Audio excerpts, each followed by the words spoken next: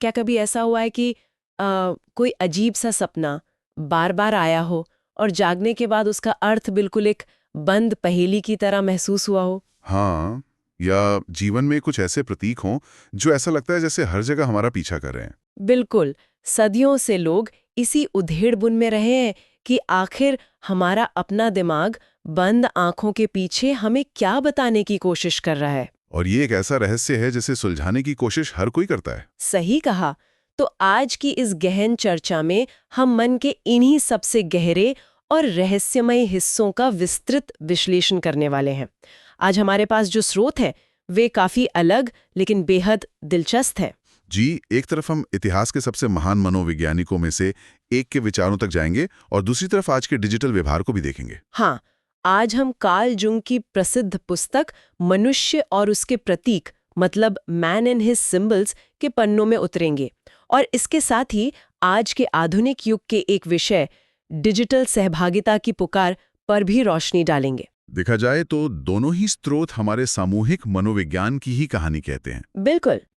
चलिए इसे विस्तार से समझते हैं। तो शुरुआत कहाँ से करें? देखिए, इस चर्चा की नींव रखने के लिए ना हमें सबसे पहले मन की उस जटिल कार्यप्रणाली में उतरना होगा जिसे जुंग ने बहुत ही स्पष्टता से समझाया है। हम अक्सर चेतन मन और अवचेतन मन की बात करते हैं। मतलब कॉन्शियस माइंड और अनकॉन्शियस माइंड। हाँ, आमतौर पर लोग ये मान लेते हैं कि चेतन मन ही हमारा सब कुछ है, वो हमारा तार्किक हिस्सा है, और अवचेतन बस एक स्टोरेज की तरह है जहां हमारी पुरानी यादें पड़ी रहती हैं, है ना? हाँ, बिल्कुल। लेकिन जुंग की किताब ये स्पष्ट करती है कि इन दोनों के बीच का रिश्ता इतना सीधा नहीं है। वास्तव में चेतन मन एक बहुत ही नाजुक और छोटी सी नाव की तरह है। एक छोटी सी नाव? हाँ, जो अवचेतन मन के विशाल, गहरे और कभी-कभी तूफानी महासागर पर तैर रही है। और असली चुनौती ये है कि ये दोनों हिस्से हमेशा एक दूसरे के साथ शांति से नहीं रहते। मतलब उनके बीच टकराव होता रहता है। जी, चेतन मन दुनिया के हिसाब से खुद को ढालने की कोशिश करता है, जबकि अवचेतन मन हमारी उन आदिम प्रवृत्तियों, इच्छाओं और सच्चाइयों को थामे रहता है जिन्हें हम समाज के डर से स्वीकार नहीं करना चाहते। ये बहुत ही दिलचस्प दृष्टिकोण है क्योंकि हमें हमेशा ये भ्रम रहता है ना कि हम पूरी तरह से नियंत्रण में हैं। बिल्कुल, हर किसी को यही लगता है। हम सोचते हैं कि हमारे रोजमर्रा के फैसले, हमें क्या काम करना है, किससे मिलना है या हम कैसा व्यवहार करते हैं, ये सब पूरी तरह से हमारी अपनी तार्किक सोच का नतीजा है।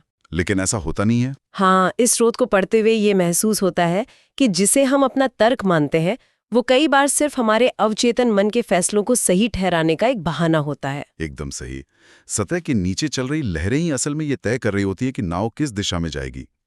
मनोविज्ञान में इस प्रक्रिया को रैशनलाइजेशन कहा जाता है। रैशनलाइजेशन, जहां हमारा चेतन मन अवचेतन की गहरी इच्छाओं को एक तार्किक रूप पहनाने की कोशिश करता है। हाँ, और चूंकि अवचेतन मन हमारी रोजमर्रा की भाषा यानी शब्दों और तर्कों में बात नहीं कर सकता, इसलिए वो एक अलग ही भाषा का प्रयोग करता है। और वो भाषा है प्रतीकों की, सिंबल्स की भाषा। बिल्कुल। तो यहीं पर सपनों का महत्व सामने आता है, क्योंकि जब चेतन मन सो जाता है और उसका नियंत्रण कमजोर पड़ जाता है, तब अवचेतन मन अपने प्रतीक लेकर मंच पर आ जाता है। जी, किताब के अध्ययन से एक बात जो सबसे ज्यादा ध्यान खींचती है वो ये है कि सपने सिर्फ दिन भर की थकान या रैंडम विचारों का कचरा नहीं है। तो फिर सपने असल में है क्या? सपने दरअसल हमारे मन का एक क्षतिपूर्ति तंत्र है, मतलब एक कंपेंसेटरी मैकेनिज्म। जो कुछ भी चेतन मन दिन के उजाले में नजरअंदाज कर देता है या दबा देता है, अब चेतन मन उसे सपनों के जरिए संतुलित करने की कोशिश करता है। यहाँ सबसे दिलचस्प बात यह है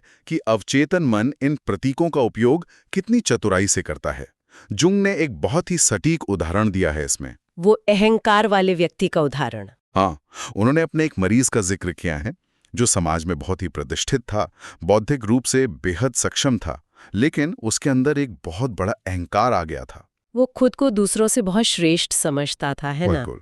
उसका चेतन मन पूरी तरह से इस श्रेष्ठता के विचार में डूबा हुआ था, लेकिन उस व्यक्ति को बार बार एक ही सपना आता था। क्या सपना था वो? सपने में वो एक बहुत ही गंदा, शराबी और मानसिक रूप से अस्थिर इंसान को देखता था जो उसी के घर में रह रहा है। ओहो, तो अगर मैं इस सपने का विश्लेषण जुंग के नजरिए से करूं, तो क्या वो शराबी इंसान उस मरीज के अवचेतन का संदेश था? आप बिल्कुल सही दिशा में सोच रही हैं। उसका अवचेतन मन उसे ये दिखाने की कोशिश कर रहा था कि उसका अहंकार उसे वास्तविकता से दूर ले जा रहा है और भीतर ही भीतर वो उसी शराबी इंसान की तरह नियंत्रण खो रहा है। बिल्कुल यही बात जुंग ने उस मरीज को समझाई। वो सपना रैंडम नहीं था, वो उस व्यक्ति के चेतन मन के अत्यधिक अहंकार को संतुलित करने का एक सीधा प्रयास था।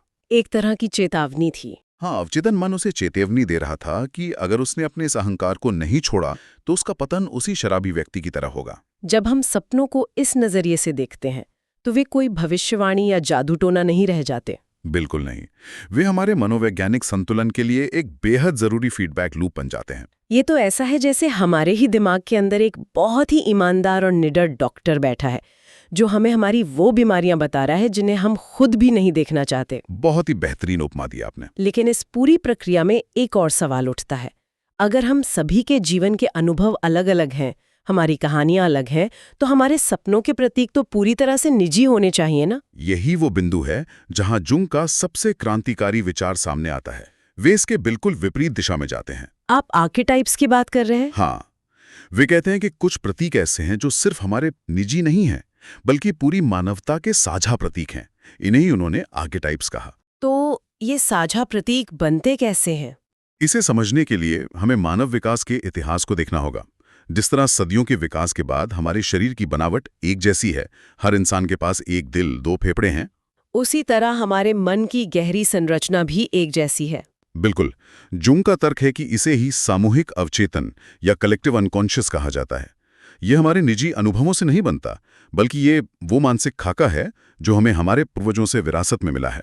और इस सामूहिक अवचेतन में जो जन्मजात प्रवृत्तियां या पैटर्न बसे हुए हैं, उन्हें ही आर्केटाइप्स कहा जाता है। सही कहा। ये ऐसे सार्वभौमिक प्रतीक हैं जो दुनिया के हर कोने की कहानियों, धर्मों, मिथकों और यहाँ तक कि आधुनिक फिल्मों में भी बार-बार दिखाई देते हैं। तो आर्केटाइप्स वास्तव में वे मूल सांचे हैं जिनमें हम अपने जीवन के अनुभवों को ढालते हैं। अगर हम इसके कुछ उदाहरणों पर बात करें तो हीरो या नायक का आर्केटाइप सबसे पहले उभर कर आता है। हाँ, ये सबसे पहचाना जाने वाला आर्केटाइप। ये सिर्फ किसी कहानी का वो पात्र नहीं है जो तलवार लेकर ड्रैगन से लड़ता है। अगर हम इसे मनोवैज्ञानिक रूप से देखें तो ये हर इंसान के भीतर का वो हिस्सा है जो अज्ञानता और अंधेरे पर विजय प्राप्त करके चेतना का प्रकाश लाना चाहता है। बिल्कुल। हर बार जब कोई व्यक्ति अपने किसी गहरे डर का सामना करता है, चाहे वो एक नई नौकरी शुरू करना हो या किसी पुरानी बुरी आदत को छोड़ना हो, तो वो असल में अपने भीतर के हीरो आर्केटाइप को जी रहा होता है। और इस हीरो के आर्केटाइप का एक निश्चित सफर होता है ना, जिसे हम हर संस्कृति की पौराणिक कथाओं में देख सकते हैं। हाँ, नायक को हमेशा अपने परिचित और सुरक्षित घर को छोड़ना पड़ता है। उसे एक अनजान और खतरनाक दुनिया में जाना पड़ता है, जहां उसे एक बहुत बड़ी चुनौती का सामना करना पड़ता है। और अंत में वो एक नया ज्ञान या शक्ति लेकर वापस लौटता है। और जब किसी को सपने में खुद को किसी अनजान शहर में भटकते हुए या किसी दानव से लड़ते हुए देखते हैं, तो ये अक्सर इस बात का संकेत होता है कि उनके जीवन में कोई बड़ा मनोवैज्ञानिक बदलाव सामने खड़ा है। ये बहुत ही स्पष्ट करता है कि क्यों कुछ खास तरह की कहानियां हमें इतनी गहराई से प्रभावित करती हैं। वे सिर्फ हमारा मनोरंजन नहीं कर रही हैं, वे हमारे सामूहिक अवचेतन के उन आर्केटाइप्स को जगा रही हैं। बिल्कुल। इसी तरह वाइज ओल्ड मैन या बुद्धिमान वृद्ध का आर्केटाइप भी है। कहानियों में ये वो गुरु या मार्गदर्शक होता है जो नायक को तब रास्ता दिखाता है जब वो पूरी तरह से हार मान चुका होता है। हाँ, मनोवैज्ञानिक रूप से ये वाइज ओल्ड मैन हमारे भीतर छिपे उस ज्ञान का प्रतीक है जो संकट के समय उभर कर सामने आता है। जब हम समझ नहीं पाते कि क्या करें, तब अक्सर हमारे सपनों में कोई ज्ञानी व्यक्ति या कोई स्पष्ट आवाज आती है जो हमें दिशा देती है। सही कहा। इसके अलावा एक मदर या माँ का आर्केटाइप भी उतना ही शक्तिशाली है। ये सिर्फ जन्म देने वाली माँ नहीं है, ये पोषण, सुरक्षा और प्रकृति का प्रतीक है। लेकिन मैंने पढ़ा है कि इसका एक नकारात्मक पहलू भी होता है, डिवॉवरिंग मदर यानी निगलने वाली माँ। हाँ, जो इतना अधिक नियंत्रण और सुरक्षा देती है कि व्यक्ति कभी अपने पैरों पर खड़ा ही नहीं हो पाता। आर्केटाइप्स कभी भी एक तरफा नहीं होते, उनमें प्रकाश और अंधकार दोनों होते हैं। ये बहुत दिलचस्प है, लेकिन एक बड़ा सवाल उठता है, अगर आर्केटाइप्स इतने ही प्राकृतिक हैं, तो समाज कुछ भावनाओं को पूरी तरह से दबाने पर इतना जोर क्यों देता है? और यहीं से हम जुंग के उस सिद्धांत की ओर मुड़ते हैं जो शायद आत्मविश्लेषण का सबसे कठिन हिस्सा है, शैडो या परछाई की अवधारणा। सच कहूं तो किताब पढ़ते समय ये हिस्सा सबसे ज्यादा असहज करने वाला लगता है, क्योंकि ये सीधे तौर पर हमारी उस छवि पर हमला करता है जो हमने दुनिया के लिए बनाई है। मैं समझ सकता हूँ। शैडो जुंग के काम का वो केंद्र बिंदु है जिसे समझना मानसिक विकास के लिए सबसे जरूरी है। शैडो का अर्थ सिर्फ बुराई या कोई राक्षसी प्रवृत्ति नहीं है। तो फिर शैडो क्या है? शैडो वो सब कुछ है जो हम हैं, लेकिन जिसे हम स्वीकार नहीं करना चाहते। जैसे बचपन से ही हमें सिखाया जाता है कि सभ्य समाज में कैसे रहना है। गुस्सा करना बुरा है, स्वार्थी होना गलत है, ईर्ष्या करना एक कमजोरी है। बिल्कुल। तो हम इन प्राकृतिक भावनाओं को अपने चेतन मन से काटकर अवचेतन के एक अंधेरे तहखाने में बंद कर देते हैं, और ये तहखाना ही हमारी परछाई है। लेकिन जो कुछ भी हम दबाते हैं वो कभी खत्म तो होता नहीं है। नहीं, वो अवचेतन में रहकर अपनी ऊर्जा बढ़ाता रहता है। तो जब एक इंसान अपनी इस परछाई को लगातार अनदेखा करता है, जब वो इस बात पर अड़ा रहता है कि उसके अंदर कोई ईर्ष्या या गुस्सा नहीं है, तो इसके क्या परिणाम होते हैं? इसके दो बहुत ही खतरनाक परिणाम होते हैं। पहला ये कि जब शैडो में बहुत अधिक ऊर्जा इकट्ठी हो जाती है तो वो चेतन मन के नियंत्रण को तोड़कर अचानक बाहर आ जाती है। जैसे वो लोग जो आमतौर पर बहुत शांत होते हैं, लेकिन किसी दिन अचानक इतना विनाशकारी व्यवहार करते हैं कि सब हैरान रह जाते हैं। हाँ, और वो खुद भी कहते हैं मुझे नहीं पता कि मुझे क्या हो गया था। असल में उस क्षण में उनकी दबी हुई परछाई ने उनके चेतन मन पर कब्जा कर लिया था। बाप रे! और इसका दूसरा परिणाम शायद प्रोजेक्शन से जुड़ा है। बिल्कुल सही पकड़ा आपने। जब हम अपनी परछाई को अपने भीतर देखने से डरते हैं तो हम उसे दूसरों पर थोप देते हैं। अगर मुझे किसी इंसान से बिना किसी कारण के बहुत ज्यादा चिढ़ हो रही है तो शायद मैं अपनी ही शैडो का वो हिस्सा उस इंसान में देख रही हूँ जिसे मैंने खुद में दबा कर रखा है। आपने बिल्कुल सटीक मनोवैज्ञानिक प्रक्रिया का वर्णन किया। हम अपनी कमियों को दूसरों में बहुत आसानी से पहचान लेते हैं और फिर उन पर क्रोधित होते हैं, जबकि असल में वो क्रोध हमारे अपने ही उस हिस्से पर होता है जिसे हमने अस्वीकार कर दिया है। इसी समस्या का समाधान यूंग शैडो वर्क के माध्यम से देते हैं। शैडो वर्क का मतलब ये नहीं है कि हम अपनी बुरी प्रवृत्तियों के आगे घुटने टेक दें।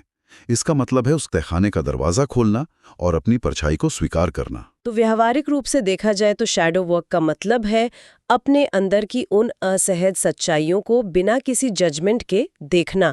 अगर मेरे अंदर ईर्ष्या है तो ये स्वीकार करना कि हाँ, मेरे अंदर ईर्ष्या की भावना है। जी, और जब हम उस भावना को नाम दे देते हैं, उसे प्रकाश में ले आते हैं, तो वो अपनी विनाशकारी ताकत खो देती है। वो हमारे नियंत्रण में आ जाती है। यही आत्मज्ञान की सबसे बड़ी कुंजी है। बिल्कुल। जब हम अपनी परछाई को गले लगाते हैं तो हम सिर्फ अपने अंधेरे को ही नहीं अपनाते, बल्कि उस अंधेरे में छुपी हुई ऊर्जा को भी आजाद करते हैं। जैसे जिस व्यक्ति ने अपने गुस्से को पूरी तरह से दबा दिया है वो कायर या अत्यधिक निष्क्रिय हो जाता है, लेकिन जब वो उस गुस्से को स्वीकार कर लेता है तो वही ऊर्जा उसे जीवन में अपनी बात दृढ़ता से रखने की ताकत देती है। यूंग का अंतिम लक्ष्य यही है, जिसे वे इंडिविजुएशन या स्व की खोज कहते हैं। तो इंडिविजुएशन का मतलब सिर्फ समाज के बनाए सांचों से बाहर निकलना नहीं है, बल्कि अपने भीतर बिखरे हुए इन सभी टुकड़ों को जोड़कर एक संपूर्ण चित्र बनाना है। सही मायने में इंडिविजुएशन मानव जीवन की सबसे बड़ी उपलब्धि है। इसका अर्थ है चेतन और अवचेतन के बीच की दीवार को गिराना। व्यक्ति अपनी अच्छाई और बुराई दोनों को एक ही अस्तित्व के दो पहलुओं के रूप में देखता है। ये बहुत गहरी बात है। यहाँ एक बात स्पष्ट करना बहुत आवश्यक है। जीवन का उद्देश्य परफेक्ट होना नहीं है। पूर्णता या परफेक्शन एक ऐसा छलावा है जो हमेशा हमें खुद का ही दुश्मन बनाए रखता है, क्योंकि ये हमसे हमारी कमियों को काटने की मांग करता है। बिल्कुल। जुंग के अनुसार जीवन का लक्ष्य संपूर्ण होना है, होल होना है। एक संपूर्ण इंसान वो है जो जानता है कि वो महान भी हो सकता है और भयानक भी। परफेक्ट होना नहीं, बल्कि संपूर्ण होना है। ये विचार अपने आप में इंसान के कंधों से एक बहुत बड़ा बोझ उतार देता है। हमें हर समय एक आदर्श छवि बनाए रखने की थका देने वाली दौड़ से आज़ादी मिल जाती है। जी बिल्कुल। अब देखिए, हम सामूहिक अवचेतन और समाज द्वारा साझा की जाने वाली गहरी प्रवृत्तियों की बात कर रहे हैं। कैसे प्राचीन काल में इंसान अलाव के चारों ओर बैठकर प्रतीकों के माध्यम से एक समूह का हिस्सा बनता था। हाँ। आज के हमारे दूसरे स्रोत में एक ऐसा विषय है जो इसी सामूहिक जुड़ाव का एकदम आधुनिक रूप है, डिजिटल सहभागिता की पुकार। आज हम डिजिटल स्क्रीन के चारों ओर बैठे हैं और हमसे लगातार लाइक, सब्सक्राइब और शेयर करने के लिए कहा जाता है। अगर हम जुंग के मानव व्यवहार के अध्ययन के चश्मे से इस डिजिटल सहभागिता को देखें तो यह एक बहुत ही तटस्थ चित्र प्रस्तुत करता है।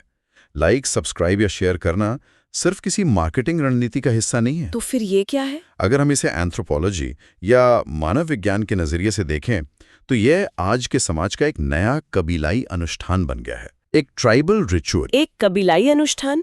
ये बहुत ही सटीक तुलना है। प्राचीन कबीलों में जब कोई व्यक्ति सहमत होता था तो वो कोई आवाज निकालकर या सिर हिलाकर अपनी सहमति दर्ज करता था। और आज एक लाइक बटन दबाना उसी कबीलाई सहमति का डिजिटल रूप है। ये व्यक्ति को ये महसूस कराता है कि वो एक बड़ा समूह का हिस्सा है। और शेयर करने की बात करें तो पुराने समय में ज्ञान को एक गांव से दूसरे गांव तक बोलकर पहुंचाया जाता था। बिल्कुल। जब आज कोई व्यक्ति किसी लेख या विचार को शेयर करता है तो मनोवैज्ञानिक स्तर पर वो अपने डिजिटल कबीले को ज्ञान प्रदान कर रहा होता है। वो समाज में अपना जुड़ाव स्थापित कर रहा है। और ये जो सब्सक्राइब करने या वापस आने का निमंत्रण होता है वो किसी भी समुदाय की निरंतरता को बनाए रखने का प्रयास है।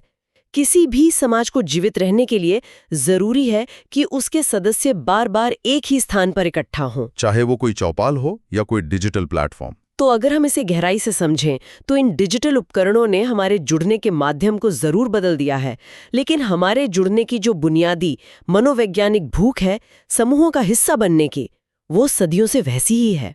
इंसान के भीतर का वो सामूहिक मन लगातार खुद को व्यक्त करने के नए तरीके खोज रहा है। तो इस पूरी चर्चा का सबसे महत्वपूर्ण निष्कर्ष क्या निकलता है? निष्कर्ष यही है कि इंसान का मन, चाहे वो सपनों की भाषा में बात करे या डिजिटल प्लेटफॉर्म के माध्यम से जुड़े, हमेशा संपूर्णता और जुड़ाव की ओर ही बढ़ता है। अवचेतन मन हमारा दुश्मन नहीं है, वो एक मार्गदर्शक है। हाँ, आज के समय में हम सभी बाहरी दुनिया को जीतने में लगे हैं, लेकिन हमारे भीतर की जो दुनिया है, वो विशाल अवचेतन महासागर, वो आज भी अनजानी है। जो व्यक्ति अपनी परछाई का सामना करता है, असल में वही सच्ची स्वतंत्रता का अनुभव कर पाता है। सच्ची स्वतंत्रता बाहर के बंधनों को तोड़ने से नहीं, बल्कि भीतर के उस अंधेरे को प्रकाश में लाने से मिलती है, जिसे हमने खुद ही बंद करके रखा है। आज की इस चर्चा ने हमारे रोजमर्रा के व्यवहार को देखने का एक बिल्कुल नया चश्मा प्रदान किया है। और इससे पहले कि हम आज की इस वैचारिक यात्रा को विराम दें, मैं इन दोनों स्रोतों को जोड़कर एक विचार श्रोताओं के मन में छोड़ना चाहूंगा। जी बताइए। जुंग ने हमें बताया कि हमारे मन में सदियों पुराने प्रतीक या आर्कटाइप्स बसे हुए हैं, जो प्रकृति से उभरे हैं। लेकिन आज के इस युग में, जहां हमारी चेतना का एक बहुत बड़ा हिस्सा डिजिटल नेटवर्क और एआई के इर्द गिर्द घूम रहा है, तो क्या ऐसा हो सकता है कि हमारा सामूहिक अवचेतन मन भविष्य के लिए बिल्कुल नए डिजिटल आर्कटाइप्स गढ़ रहा हो? Wow, digital archetypes. हाँ, क्या आने वाले समय में पीढ़ियों के सपनों में ये डिजिटल दुनिया के प्रतीक भी उसी तरह गहराई से बस जाएंगे जैसे कभी देवी देवता या दानव बसे थे? क्या भविष्य का वाइज ओल्ड मैन एक एल्गोरिथम का रूप ले लेगा? ये एक ऐसा सवाल है जिस पर हम सभी को सोचना चाहिए। ये विचार सच में हमारे देखने के नजरिए को पूरी तरह से पलट देता है। क्या हम अनजाने में एक नई मनोवैज्ञानिक पौराणिक कथाओं को जन्म दे रहे हैं? ये सवाल लंबे समय तक हमारे ख्यालों में गूंजता रहेगा।